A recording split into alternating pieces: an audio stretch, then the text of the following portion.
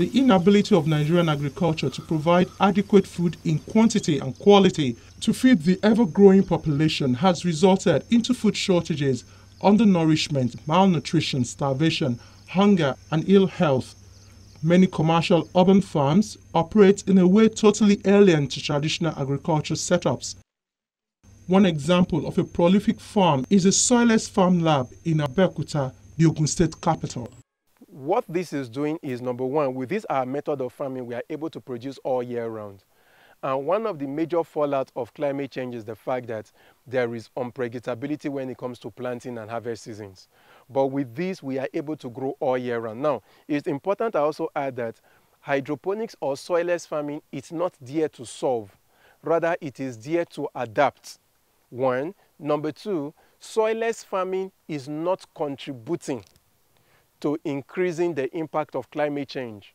So we are not making it worse, but we are able to adapt to the reality of what is on ground.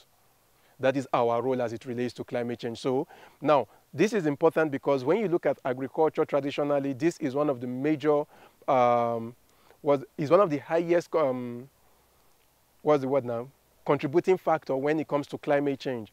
But with soilless farming, you are not contributing. It actually has almost zero carbon footprint compared to traditional farming methods. So, for example, they'll say, okay, for you to do things that does not affect climate, no tilling, we are not tilling the soil. We are mitigating against factors that would have even made climate change worse. Due to population growth, urbanization, and climate change, competition for water resources is expected to increase, with a particular impact on agriculture. However, future demand on water by all sectors will require as much as 25 to 40% of water to be reallocated from lower to higher productivity and employment activities, particularly in water-stressed regions. In most cases, such reallocation is expected to come from agriculture due to its high share of water use. Currently, agriculture accounts on average for 70% of all freshwater withdrawals globally.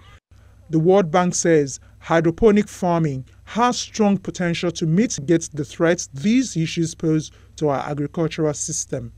Plants grown in well-managed hydroponic systems are living the good life. Since roots are bathed in all the nutrients they need, plants spend more time growing upward and less time and energy growing extensive root systems to search for food.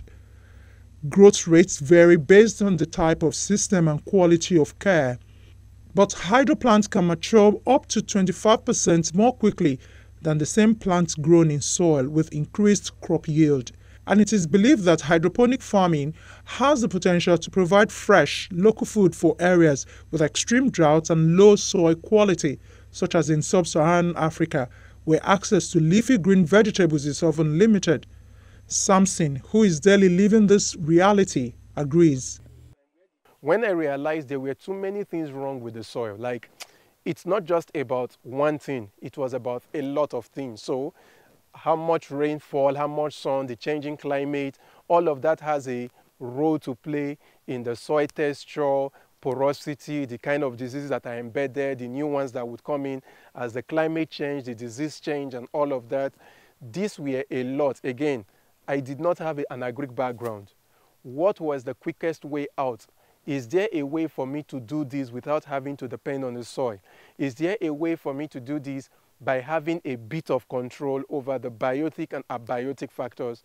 But to make this thing sustainable, the cost for setup has to be cheap.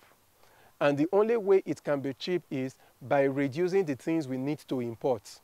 So how much do I know about my environment? So we use the techniques called ABCD, asset-based community development. Okay, when I go into communities, what are the things we have in this environment that we can take advantage of? So gradually, that's how we got here, by now doing hydroponics in our own way. So if you look at hydroponics in Europe, it is something that is electricity dependent. But today we have systems on the farm where we do not use electricity for anything. We only use electricity to pump water from our reservoir to our storage tank. After that, no electricity needed on the farm. And with that, we are able to crack a lot when it comes to the cost of setup and your running costs. Samson knows his method as of now may not grow all crops, but he says it will help many get their necessary dietary requirements. We are not using hydroponics as a way to replace soy. We want to complement the soil-based farmers. If you look traditionally across Africa, one of the major culprits of civilization is agriculture. Anywhere civilization gets to, agriculture is pushed out.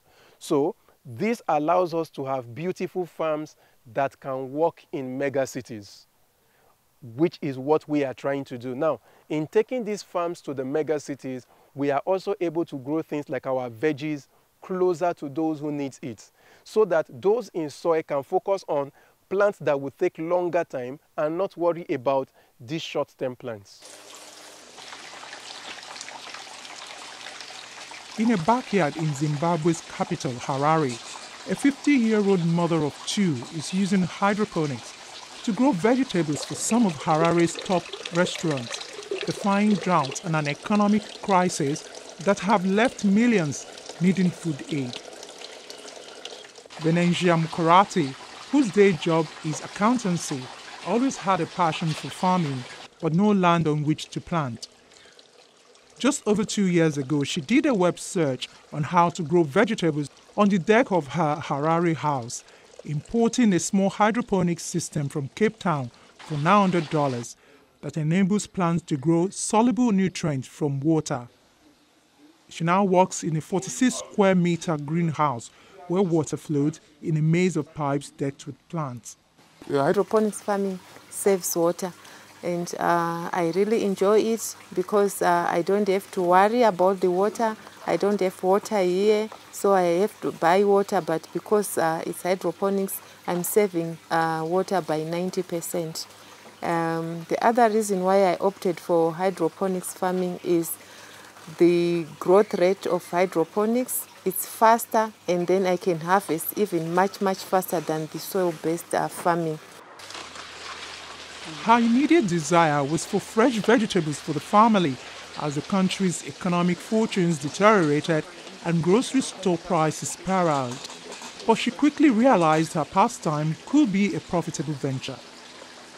She now makes $1,100 a month in a country where some government workers get just $76. In hydroponics farming, water is conserved because it is reused multiple times. Hydroponically grown plants also require no pesticides because there are no soil-borne diseases. If I was farming in a conventional way of soil, I wasn't going to produce as much as I'm producing. Because when we are farming in soil, you need more water, and then the production rate will be less than what is happening in hydroponics farming. When you are doing hydroponics farming, your crop grows faster by a third, which means about 33%, and you tend to harvest it in a shorter period than when you are doing conventional farming, when you are farming in the soil. So hydroponics farming helps so much, especially when there is no water or where there is no rain, because it saves water, less time of production, and you can produce as much as you want, even on a space which is limited, like in this farm.